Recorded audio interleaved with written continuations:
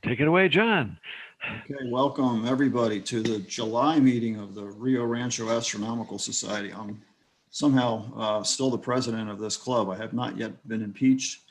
I ran on the platform of building a big, beautiful wall to keep our lights away from the observatory, and we're going to make the pool people pay for it, but that still hasn't happened. So I haven't delivered on my promises, but I still haven't been impeached, so I'm just still here.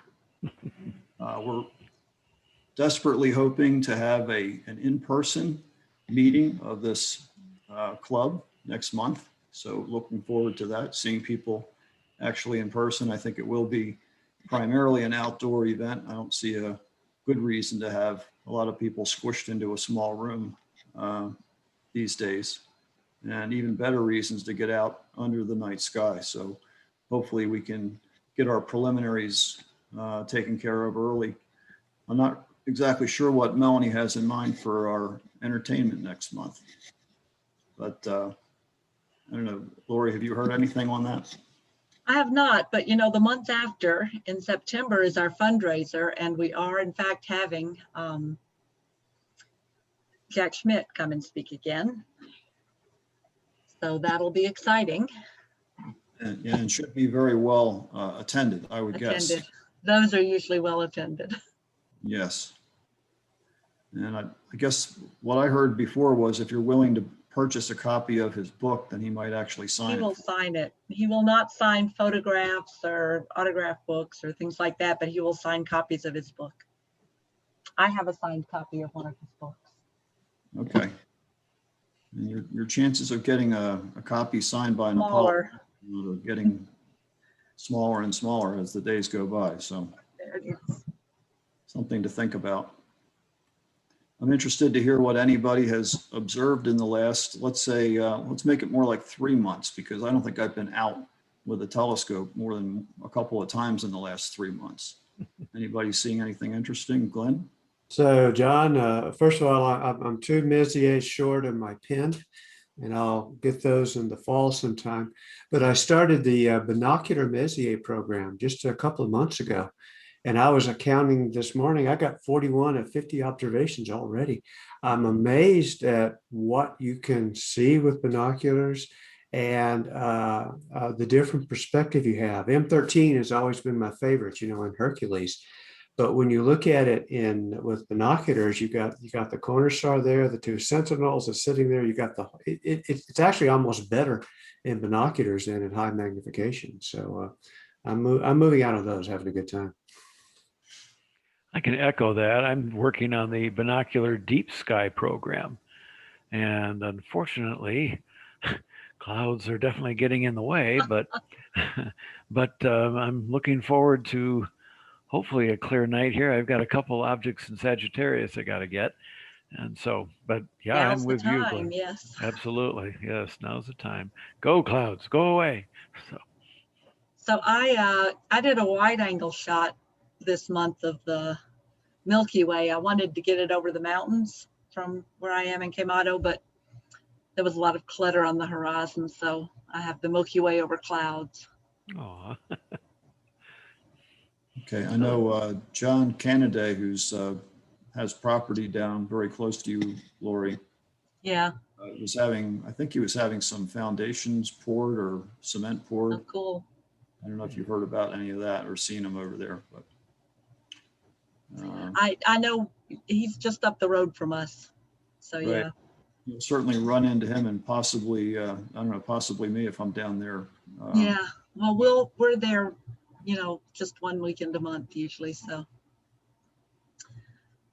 we wouldn't mind being down there more, but we're not retired. Right. But we are socially distancing. Early on in the process, I saw a meme that said astronomers socially distancing since 1609.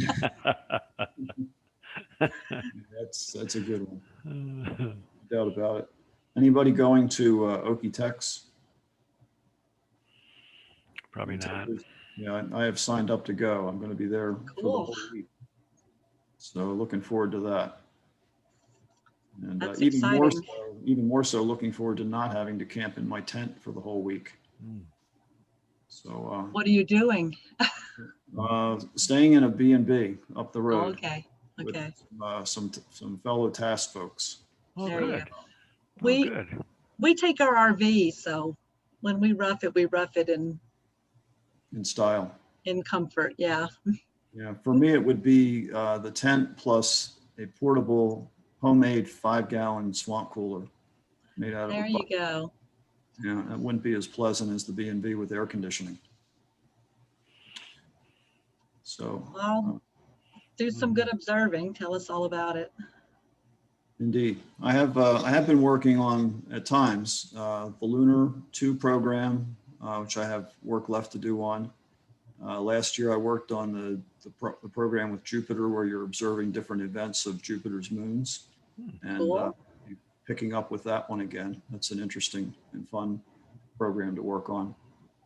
I still like to observe galaxies, so I'm looking at another set of Herschel galaxies to look at.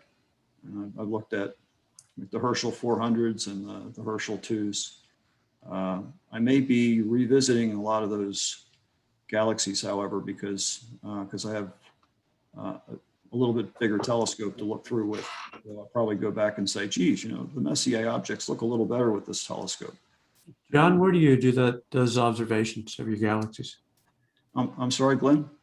Where are you making your observations of the Herschel list? Yeah, I did some from the back 40. That's what I was wondering, where you did Yeah. that. Yeah, you could definitely get the Herschel 400 galaxies. Most of those objects you could probably get from your backyard in Rio Rancho, Wow. if you're sufficiently away from light interferences. I used a sky comparable to that, but certainly from White Ridge, you can get anything you want on a good night. Anything that's on the Herschel or Herschel 2 list, probably most of the Herschel 2s out there as well. Good. All right. So You- I'm you kind of finished. cherry picking other Herschel things that are maybe doable, that might be reachable with the 12-inch. But since I'm now going to have an 18-inch to play with, I'm going to be having a little bit better luck seeing some of those things more easily. We all have aperture envy. Mhm. Yeah, I had aperture fever that finally I caved into. You could probably go after the ARP list. That's a challenge too. Finding all Yeah. the ARP peculiar galaxies. That's an Right. interesting program. So Okay. Well, be thinking about a lot of those things, but I don't know, for now, it'd be nice just to go back and look at Messier's and look at the Herschel 400s again, the bright Yeah. ones, see how much better they look with the more aperture. oh yeah. I know the very few times I've been out, I saw an incredible amount of extra detail in like M80, M81 and M82, but especially M81, the extra spiral arms of M81 are Wow. easily seen with the 18, and I never Wow. saw them with the 12. Yeah. Okay. So how hard is it to haul around? Not too bad? The 18 is certainly more of a challenge because for one thing, you can't just pick up the base. Yeah. This is an 18 classic, and the base weighs over 80 pounds. So I attach wheelbarrow handles to it to move it. And that means ramps to get it up into the car. And even the Yeah. ramps are kind of heavy. Yeah. Do you think it would fit in the sky shed? Have you seen those? A sky shed, I don't know what that is. Yeah. It's a small dome. It's like Because I was foam. thinking if I had something like that, I would not want to move it. I would just want to. Right. So you need Mhm. maybe 2 steps up on a step stool to be Yeah. able to do the eyepiece when it's at the Yeah. zenith. Give you an idea how tall it is. Yeah. Wish you could buy like one of those Star Masters that has like an f3.5 or something, and 3.3 something. Yeah. Yeah. Well, I met a guy who lives west of where I am, closer to the west of where our property is in Quemado, closer to the Arizona line. And he's building a roll-off roof observatory. So, but he has he has a 17-inch and something else, I don't remember. So, yes. Just tell him to make sure he's got it taken care of for rain runoff. He Yeah. doesn't have wood rot, or else he's going to need Rick to go over and fix it for him. He's been having trouble finding an engineer to sign off on it because it's not anything that they've seen before. And I asked Melanie who signed off, what engineer signed off on our building, and she said Roxanne. So Oh, that's right. no help. Yeah, no help.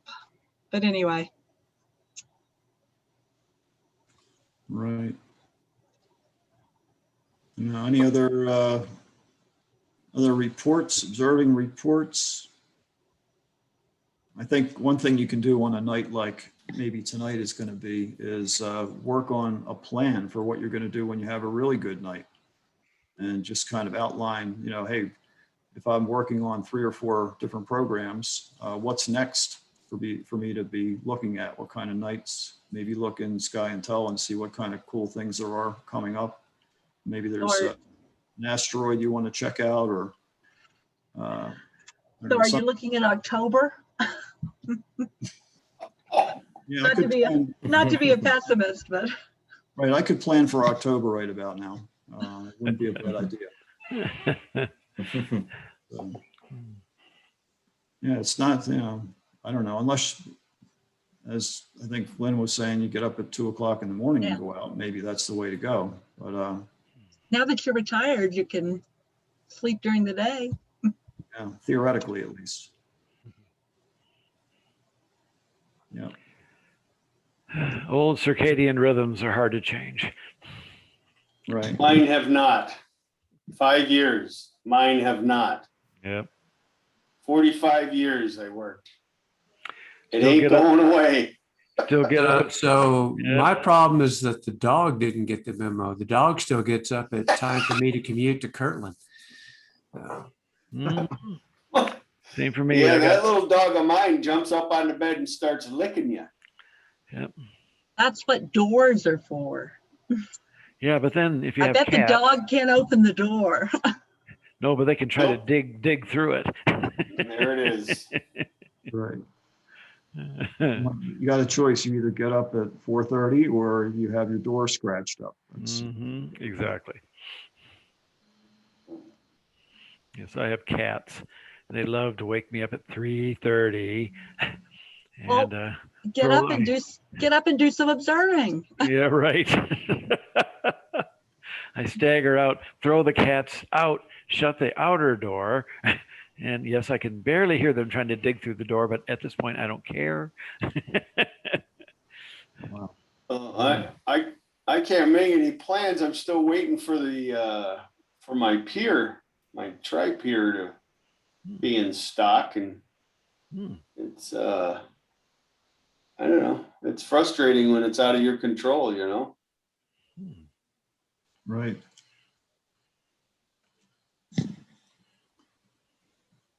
I know there's a lot of crazy things going on with real estate. My brother retired early this year. He's younger than I am, and he retired to move down to Georgia from Pennsylvania.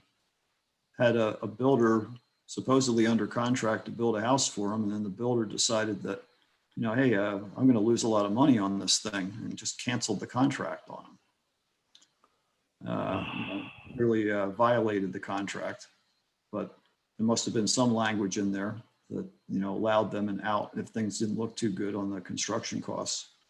So eventually he had to reach an accommodation with my brother about how much more my brother was going to pay and how much less he was going to be sacrificing on the cost of the home. And I don't know, it's pretty ugly. Lumber prices are still crazy. I've been told that there's a fellow out there who's got a pristine sheet of 4x8 plywood, 3/4 inch.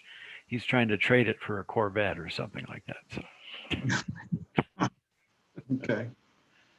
uh, All right. Well, I don't think we have a whole lot we have to talk about as far as, let's say, club business at the moment. I think we're looking forward to the fundraiser. We have our meeting coming up in another month. That's going to be an in-person meeting, and we'll say, yes, it's been nice, but we'd like to have an in-person meeting once in a while and maybe spend some time looking through equipment at some stuff. And that's really where the fun of this hobby is, in my opinion, not, sitting around talking about stuff. So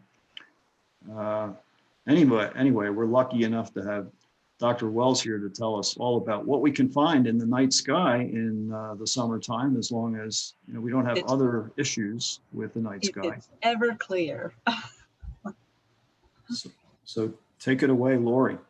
All right. Well, I have posted in the chat some links to some things. So please feel free to copy those. We're going to take a look at some of them. I'm going to go ahead and share my screen. And the first thing I have up is this is a nice site, gives you a sky map for an evening sky map for every month. So this is the evening sky map for July. And you can see that, let's see, I believe that this is a map. Our text boxes are over part of it. It's in early July. This is what the sky would look like at 10 p.m. and in late July, more like 9 p.m. So we're in the middle of July, so about 9:30 maybe. So once it gets dark, if you go outside, the thing to look for, a big thing to look for, is the summer triangle. I find it easier to find the summer triangle in Albuquerque than I do at a really dark site in Quemado, because there's just so many stars. These three bright stars don't stick out quite as much, but these three bright stars are the summer triangle, and we're going to look at stellarium in a second. But you kind of orient yourself in the summer by the summer triangle, and you can see the Milky Way goes right through it. The summer Milky Way has a lot of delightful things to look for, many Messier objects. And Steve, I thought you were saying that you had, who was it that said they had a few in Sagittarius that they needed? That was me. Yep. Yeah. So now's the time to get it, because here's Sagittarius, and there's all kinds of good things to see. And I last weekend was out at Quemado and took this photograph. So here you can see the teapot in Sagittarius, the lid of the teapot and the handle, and the spout. This is M7, the Ptolemy's cluster. And we'll take a look at stellarium and find out what some of these other knots are that you can see. But it was really very lovely. Like I said, I wanted to try to get it over the mountains, but I got it over clouds. So let's take a look at stellarium. And right now I have it set for tonight at about 9:30. So you can see here is the summer triangle. That's something you don't need a telescope to see. Ptolemy's cluster, you don't need a telescope to see. Here's the teapot. So if we zoom in a little. Oops, there's M7 right here. So I don't know if it'll click on it for me. Nope, it picked out a star instead of the cluster. Hold on.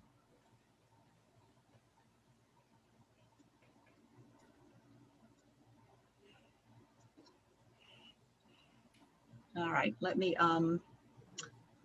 toggle the Messier labels. Hold on a second.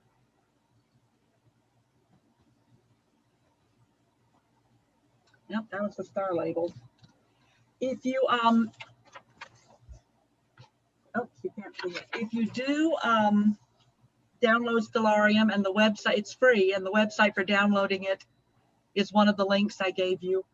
you need to download one of these shortcut sheets also, which is also on a link, because I never remember where, I never remember anything. Deep sky, that's what it is. There we go. All right, so here's Ptolemy's cluster. There we go. Let me click on it now. Yeah, notice how the stinger kind of points right to Yes. M7 there. That's why Yes. one way that I find it with binoculars, use the stinger. That's true. So here is the stinger of Scorpius. We can zoom out a little bit. So there it is, and there's the stinger. And then it's nice to see the deep sky objects. There are many more here that Herschel 36. All right. So another thing to look for, who was it that was talking earlier and mentioned Hercules?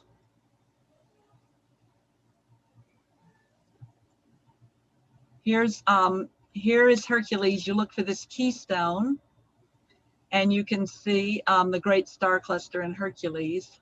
It's right along this this leg of the keystone, and it is M13.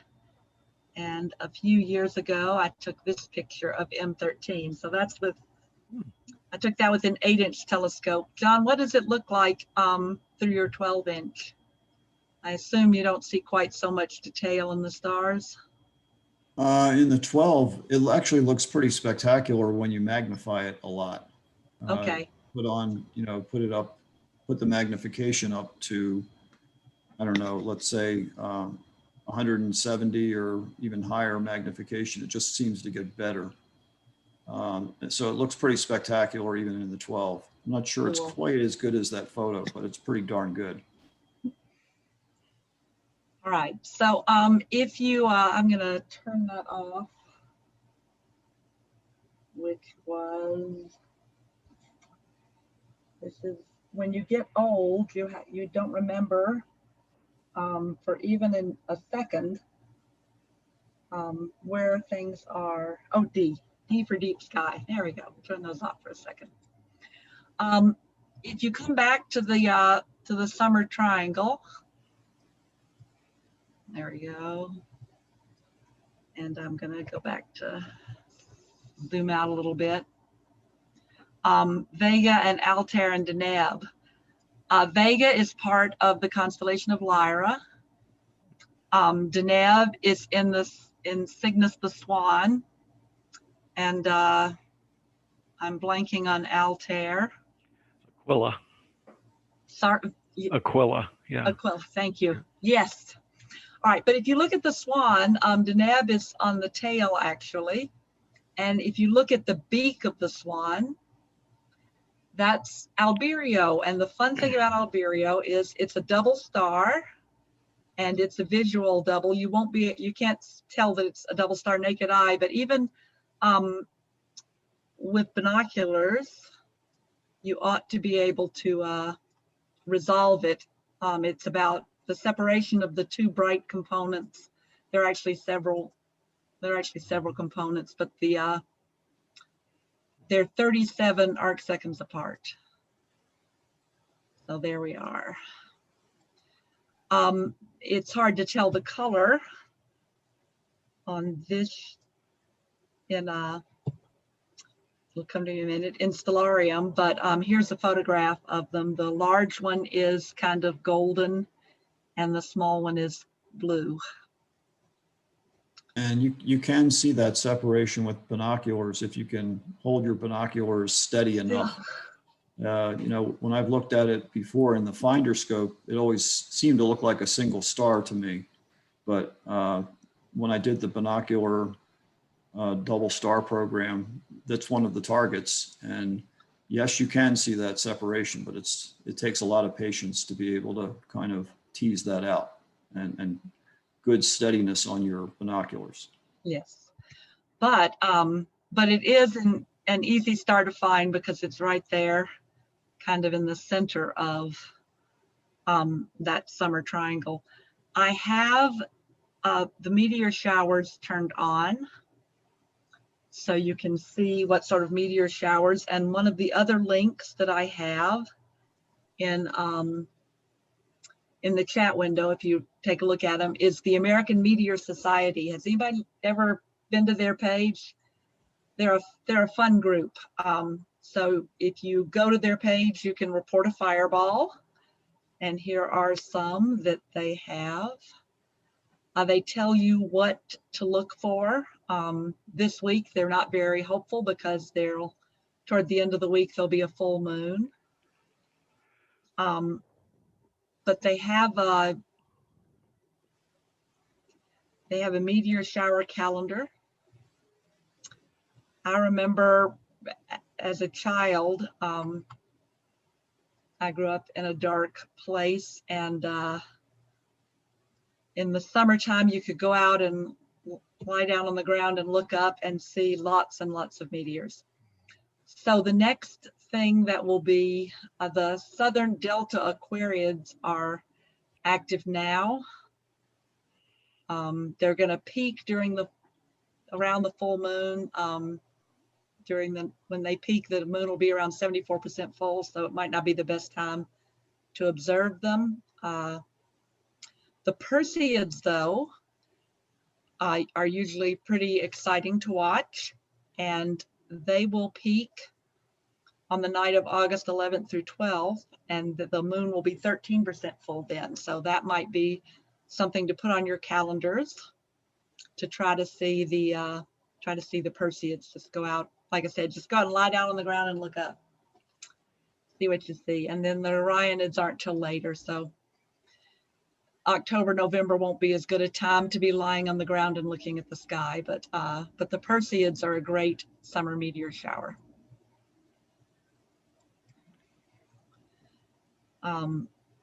So let me zoom out a little bit. So we've talked about finding the summer triangle. You can find that without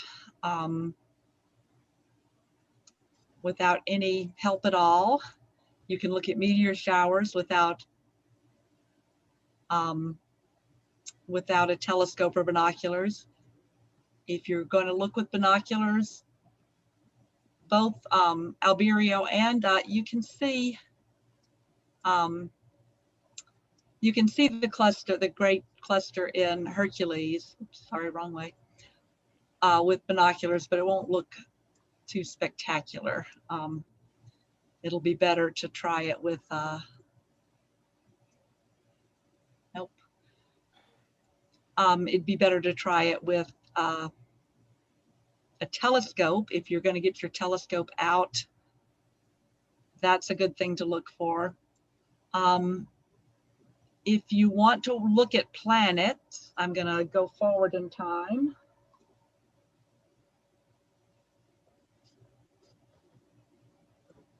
Nope. There we go.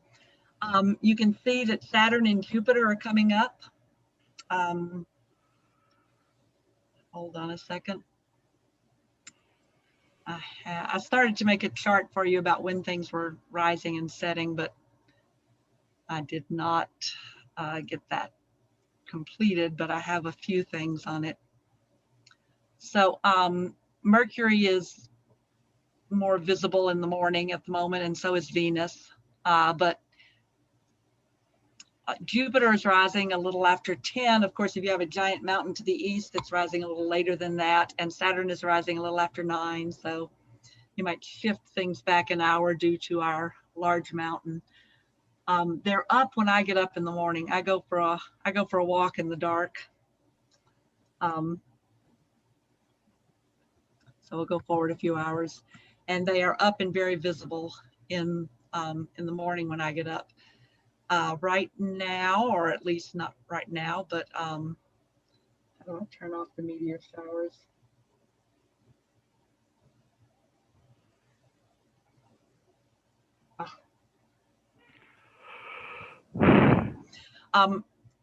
Right now, let's center up Jupiter and zoom in. It'll show you where the moons are. Callisto's pretty far out at the moment. There you go. And it looks like Europa and Ganymede are on top of each other, at least at 3 o'clock this morning they will be. All right. So there's Jupiter, and Saturn is also up in the morning, and it'll be clear. It's always clear in the morning when I get up and start walking at about 5. Clear and still pretty dark. So there's Saturn, and you can start to see some of its moons. Sorry, and it'll show you the rings. So there you are. I can always see Titan if it's, not behind Saturn or something. Some of the others may be a little iffy, but you should be able to see Titan pretty clearly if you're looking through a telescope and observing the rings. But those are kind of morning targets. If you get up at 4:30 though, you should hop outside and take a look at Jupiter and Saturn, because they will both be visible. And like I said, it was raining one morning when I got up, but it's been mostly clear. So let's go back to about now. Looks like the moon will be setting around midnight. And I forget what phase it's in at the moment, but there's an app for that. First quarter. This app is, sorry? First quarter. Oh, that's right, because we're meeting. We always meet around first quarter. So this app is great for sitting in your house and planning future observing sessions. As I said, it's Stellarium, it's free. What I use when I'm out observing, I don't usually pull this up on my laptop because I'm usually running my telescope and other things, and I don't use Stellarium to run my telescope. So I have an app on my phone that I highly recommend called Mobile Observatory. And there's a free version and a paid version that I find really helpful for helping me plan my viewing. So let's go back over here to the Milky Way and put up the deep sky again. So if you're planning on doing some observing in the early evening, all of these objects are up and they are visible as long as it's clear and as long as you have a clear view to the south. John, do you have a favorite in this group? I have a different favorite every time somebody asks me that question. And, so usually when kids are asking me that at a star party, I always pick something different every time a different kid asks me that. Wow, there's so many great things to look at in this part of the sky. Yes. And a lot depends on what equipment you're looking with. If you have a 4.5-inch Star Blast telescope, the little tiny one, M7 is fabulous in that little telescope. Yes. M7 is a very large open cluster. So if you try to look at it in a big telescope, you don't see the whole thing. Kind of like the Pleiades too. The Pleiades cluster is much better in the very small telescope with the wide view. But you can take your pick and just kind of swim up along the steam of Sagittarius and find star cloud is amazing to look at. So I'm gonna go to this photograph.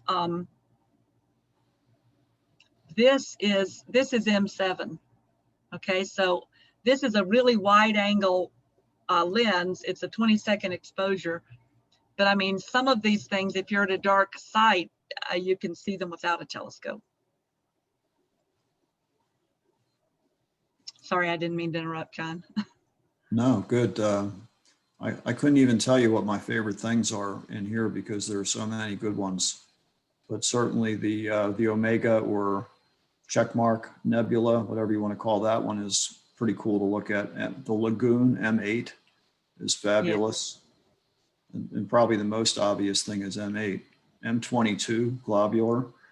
One nice thing about the summertime is you can look at as many globular star clusters as you want. And there's an astronomical league program for observing globular star clusters and trying to get a handle on how you would characterize them with the Shapley-Sawyer classification system. And those clusters range from the ordinary to the spectacular, with M13 and M5 being spectacular, and some of the other ones maybe less so. But you can do that entire program in the summer, in one summer, because there are so many globular clusters in the summer sky. I don't think it's on here because I think it's below the horizon, but if you're someplace farther south,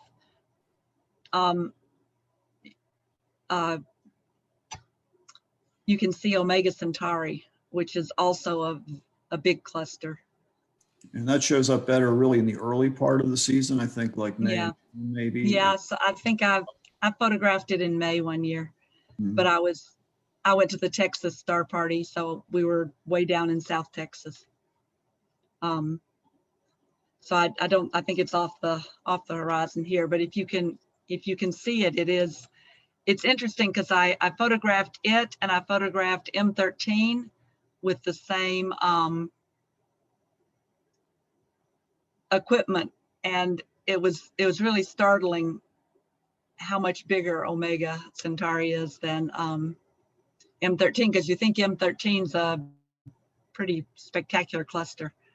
And Right. another one that's fairly large, which is good in a smaller telescope, is the Butterfly cluster.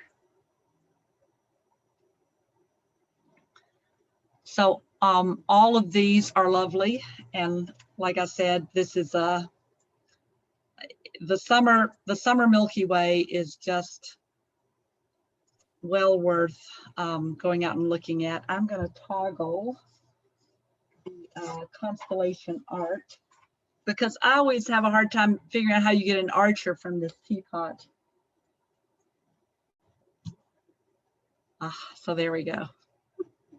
It's really much bigger than the teapot. So there's the archer.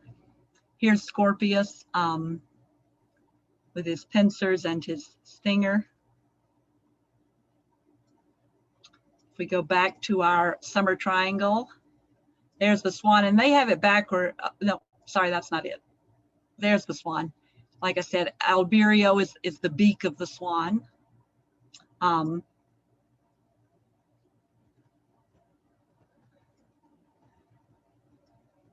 right.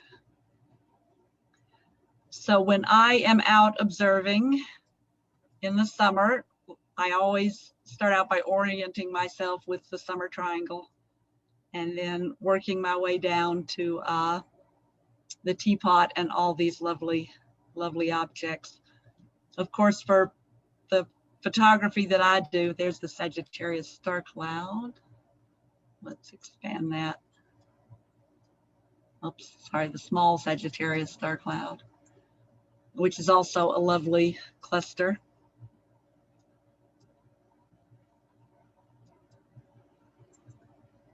And especially with binoculars, M24, the star cloud with binoculars is really spectacular. Or even, let's say, a telescope with the lowest power eyepiece you have. Yeah. And just kind of scan around and just marvel at it. I have an 80 millimeter refractor, and a lot of these things look very nice in it because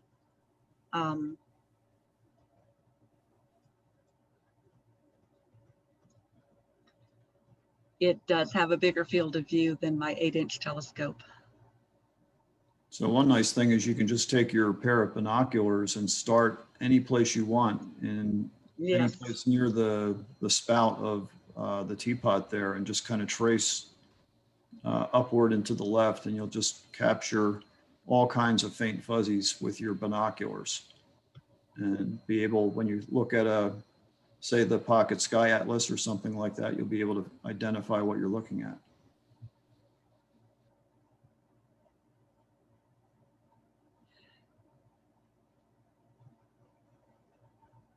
I guess there's an app for that, right? There's a what? There's always an app for that. So There's always an app for that.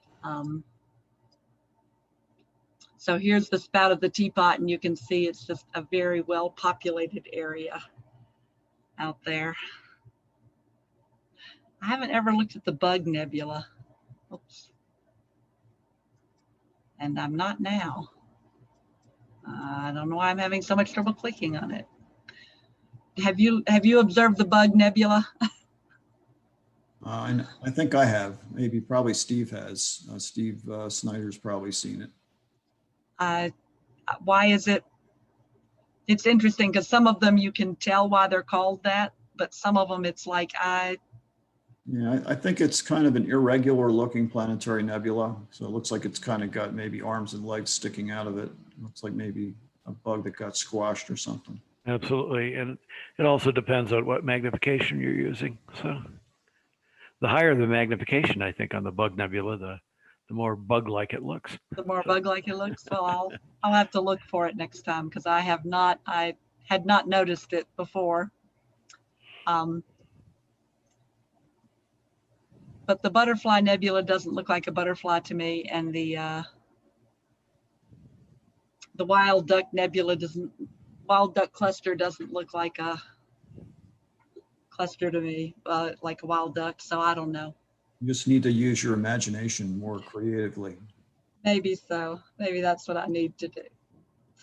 All right. Does anybody have any questions about looking for things in the summer sky, other than it's just if the weather here were better, it would be such an exciting time to look.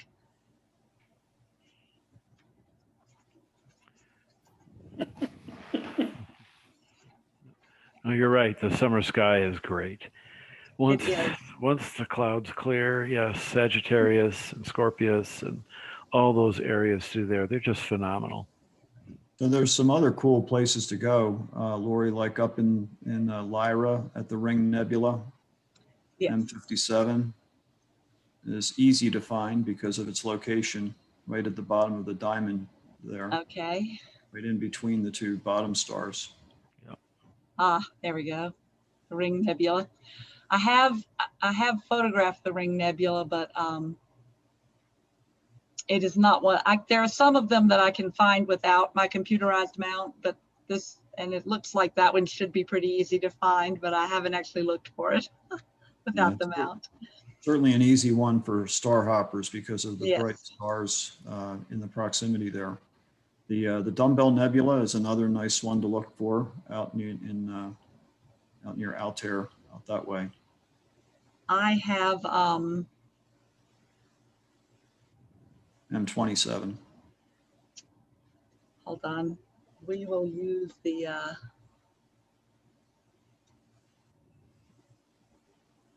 there it is.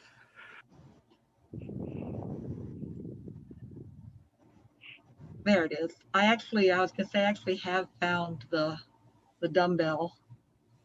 There it is, without the computer, but I think it was dumb luck. Yeah, it can be a little challenging to get to that one. I use Sagitta, the arrow, Okay. and kind of connect the dots from the triangle part of the arrow down to looks like Gamma, and then go almost make a right angle up, and you see there's like an upside down W or an M shape of stars where the tip of the M is right where the Dumbbell Nebula is. Okay. So I use those 5 stars that are kind of above and to the left there a bit of the dumbbell to find the dumbbell. And so it's right at the tip of the M where the dumbbell is. You see the 5 stars? It's like the letter M with 5 bright stars. Your arrow is pretty close to the one on the lower left. There's the middle. Okay, so you're looking at these? Yep, that's right. Those Okay. five are the ones I use, kind of an Okay. M shape.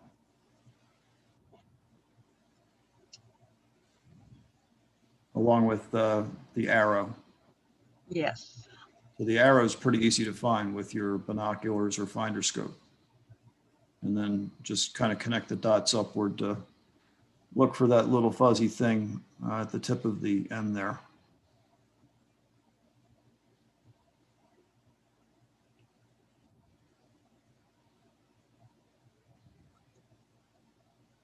But everybody has a different way to find it. I think Melanie finds it some other way. I did whatever she told me to do and I got to it. So I never do what Melanie tells me to do. you never do what Melanie tells you to do. Almost never. Just don't tell her I said that. I will not tell her, but I find her quite helpful at times, you know, when I'm trying to find things.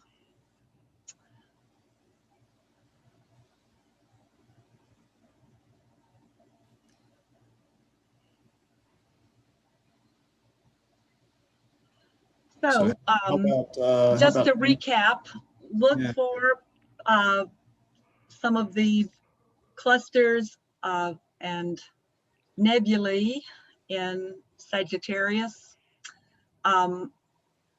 There's a good meteor shower that will peak. When did we say it was going to peak?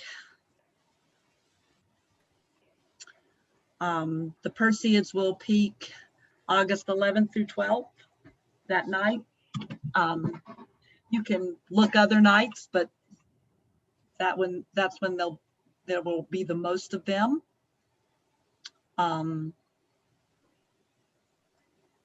Other fun things just to look for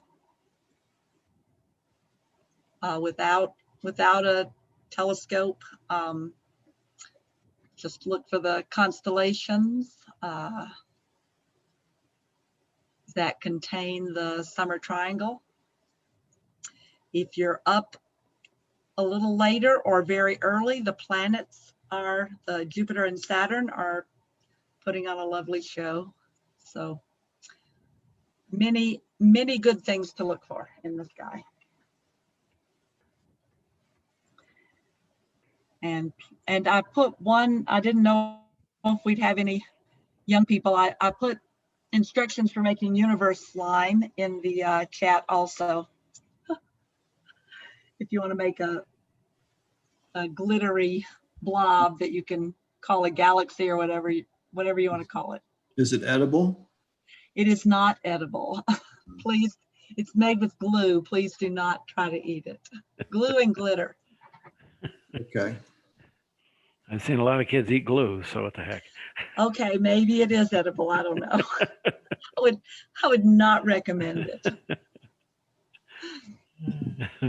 But I made some a few years ago and it was loads of fun. But after about 3 or 4 years, it gets kind of gooey and strange. So don't keep it too long.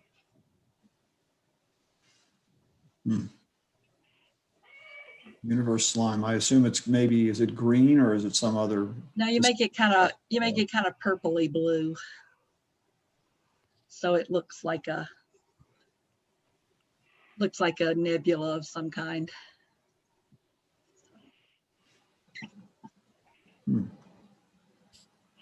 Sounds good. We have questions for Lori.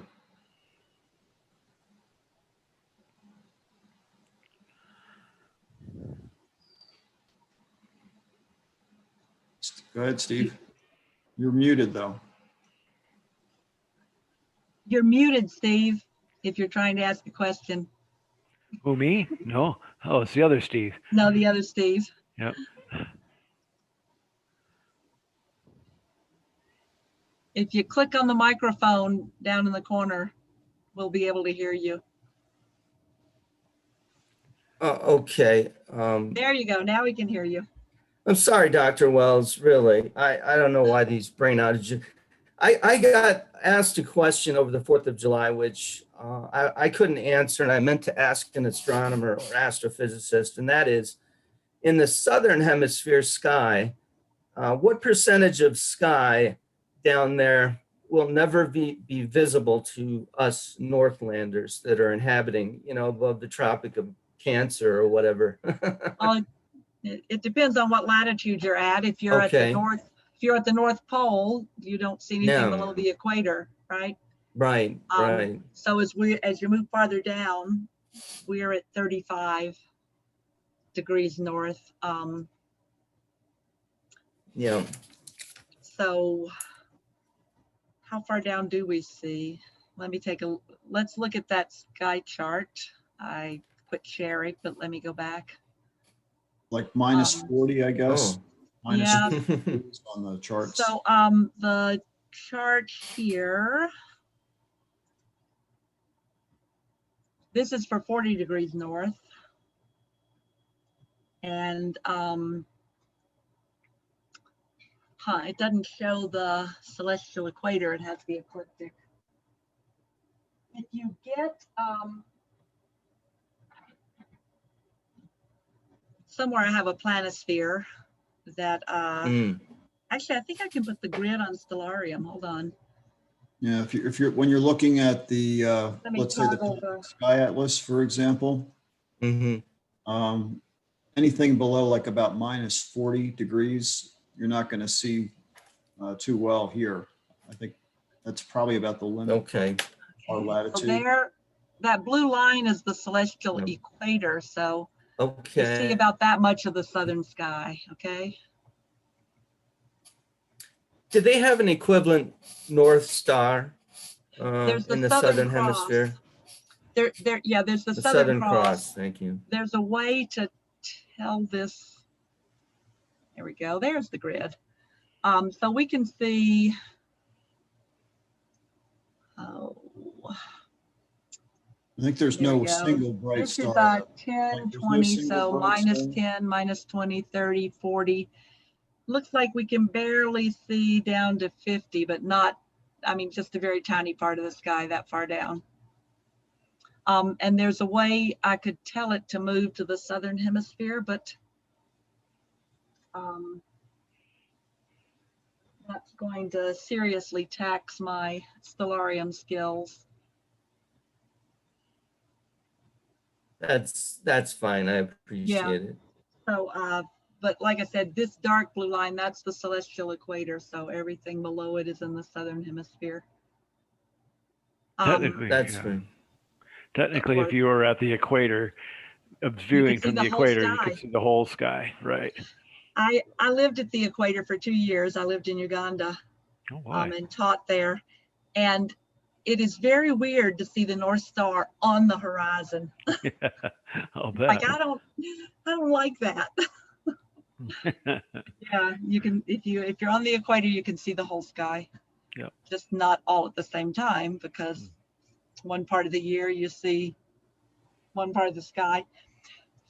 For example, here we have some. Oops, didn't mean to do that. We have some things that are circumpolar, so they're never below the horizon. Okay, like the Little Dipper is never below the horizon. The Big Dipper dips below the horizon some, but there nothing is circumpolar. Things are below the if you're on the equator, things are below everything is below the horizon at some point, except for the things that are right on it. Yeah. And in the southern hemisphere, you don't have a single star like Polaris that's very close to the pole. You have things that rotate around a point there, but the point doesn't have a bright star very close. But what you really miss out on is the quality of some of those things you can see when you get to the southern hemisphere, like the Magellanic clouds that are just right there in your view. And it's just eye-opening to see, a couple of galaxies naked eye, big as life, and some of the other terrific things you can pick out in the southern sky. So what you're missing out on is some really high quality objects.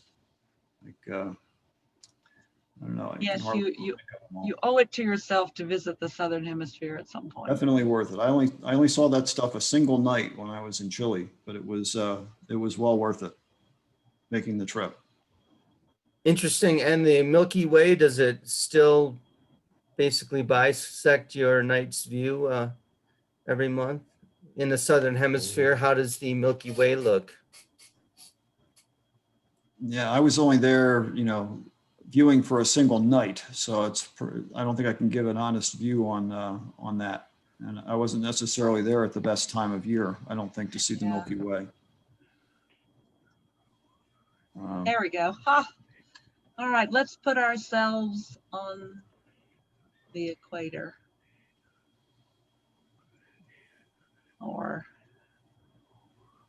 There we go. All right, so now you can see the North Star. It's close to the horizon, and if we rotate the sky,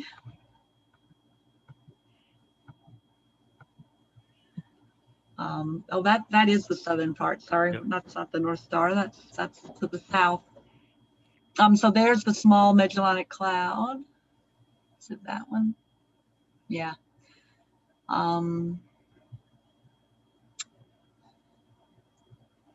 So if you rotate around, I guess a little too far south because the North Star is below the horizon. So that's pretty fun. And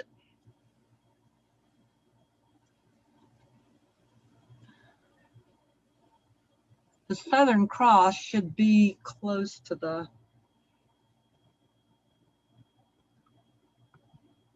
oops, the sun's coming up. Which one of those groups is the Southern Cross, John? Let's put names. Crux. The name of the constellation is Crux. Crux for the Southern Cross. Yeah.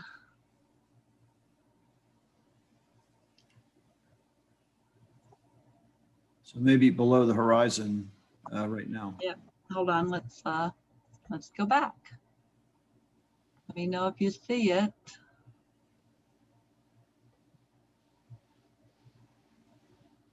Well, there it is, Crux.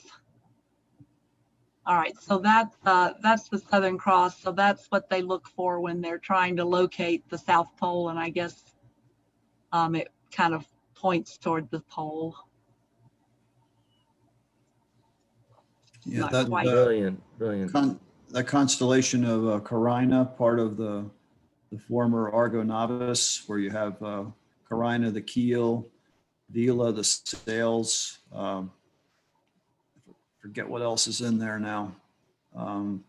Puppis, Yes. all those constellations. They're just an incredible number of interesting things to look at in there, including the jewel box is in there somewhere. It's up there near Crux.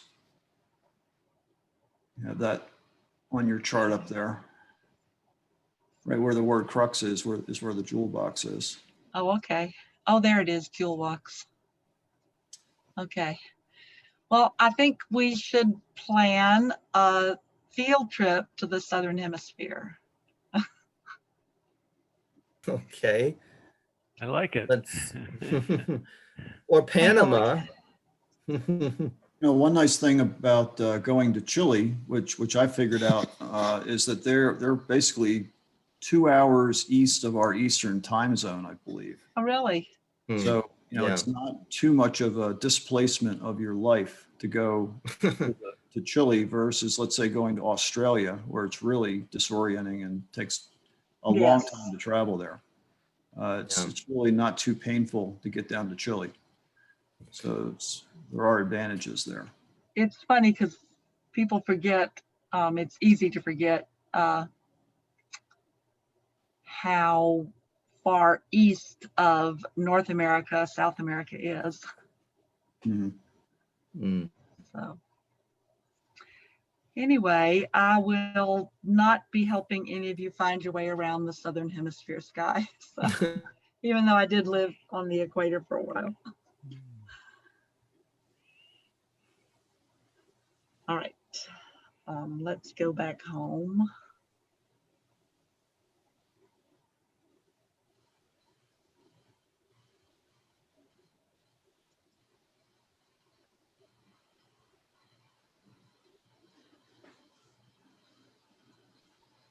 Oh, it's lost. All right, I'm going to stop sharing because it's not going to be able to find me. All right, that was a good question though. Interesting. I hadn't thought about it. Thank you. Hadn't thought about it quite that way. So John hinted at the geometric answer, and I kind of related to, well, a pet hood. When the pet gets their mouth Yes. damaged and they put a little lampshade Yeah. around their head, Yeah. And so if you project the Tropic of Cancer, I mean, anybody's above that. I think we are just, oh, no, we're not, but anybody up there can't even see past the equator. I don't know, but congratulations on your retirement, John. Thank you. It'll take a while to get used to it, I think, but there's plenty to do. Plenty of science fiction books to write. Yeah, I don't know that I'm ready to write the great American novel. Every time I read a really good book, I think, man, I could never do that. I could never write that book. And, it's pretty amazing what good writers are able to do. So I'm kind of resigning myself to just reading more good writers and introducing myself to more different authors. But if you want to read a really good writer, read something by Tana French. She really writes some Okay. good books. In the Woods, The Likeness, good writer. And it's just, I don't know. It always blows me away to see how good some of these people are at what they do. All right. Well, I am going to go and make bread pudding for 200 people. Oh my goodness. That's So you sounds have, like anything more important than anything I have to do for the next hour or two. oh my So, goodness. We cook it overnight in the oven. So For Wow. 200 people? Oh my goodness. we feed, what event is this? we are some of those annoying people who feed the homeless and thereby attract them. They're like stray cats. If you feed them, they come back. I know what But you not mean. in Rio Rancho, so you're safe. I know what you mean. I have a horse that keeps coming back to my yard. My wife says, "Oh, we're putting out alfalfa fertilizer." Yeah. There you go. There you go. The good So stuff. anyway, so I Okay, need to go and get that in the oven, but it's been fun and I look forward to seeing people in person next month, although I don't know what the program is. Hopefully We'll find out. Melanie has something good planned. We will have something, and if we don't have something good planned, we will plan something good. Okay. We'll There you dig go. something out of the vault to present. Yeah. If Well, need be. it's pretty cloudy out right now. It looks like some clouds have rolled in and the wind is blowing. But set your alarms for 2:30. For 2:30, and you can you'll be able to see some planets and other fun things. Okay, well, I think we should, at this point, wrap it up. Say thanks to Dr. Wells for excellent presentation, and thanks for joining us today. We have a small but very important group here, so. Well, I'm sure, I think I was kind of preaching to the choir with this group, but. You know, the smallest, I made a presentation out at Chaco one time, and I think there were like 3 people in the room, and 2 of them were from TAS. Yes. And, or one of the clubs. And I thought, well, I got one person who's not a club member here who's really interested in what I'm talking about, blah, blah, blah, blah, blah. And I got to the end of the presentation, I figured out he was a TAS member too. Oh, no. So, yeah, you can have a pretty small group sometimes. And You it's still kick a worth it. rock and a task member rolls out from under it. Yeah. Yeah. Anyway, thanks everybody for joining. Thanks, Steve, for getting it going here, and You bet. we'll see everybody next month. Okay, I will go ahead and stop the recording. Now we can say what we really think. And here we go. 5, 4, 3,